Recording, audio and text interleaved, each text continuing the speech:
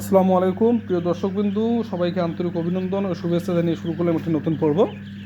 আপনাদের আমি অবগত করতে চাই যে আপনারা বাচ্চা বোর্ডিং চলাকালীন কখনও রাত্রেবেলা পানি দিবেন না।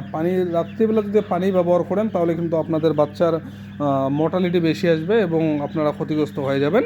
তো আমি আপনাদের দৃষ্টি আকর্ষণ করে বলছি, যারা হাঁস পালন করেন বা করবেন ভাবছেন তাদের উদ্দেশ্যে বলছি যে আপনারা বাচ্চা বোর্ডিং চলাকালীন রাত্রিবেলা হালকা খাবার দিবেন।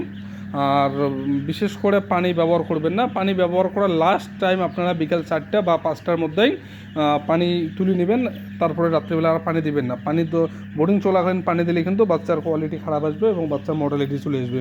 তো আপনাদের বলছি, আপনাদের যদি কারো হাঁসের বাচ্চা বা মুরগির বাচ্চা লাগে আমাদের সঙ্গে যোগাযোগ করে হাঁসের বাচ্চা বা মুরগির বাচ্চা বুকিং করতে পারেন। বুকিং সিস্টেম আপনাদের বলা হবে, আপনারা চাইলে আমাদের কাছ থেকে 0 থেকে পর্যাপ্ত সময় পর্যন্ত আপনারা বাচ্চা নিতে পারেন।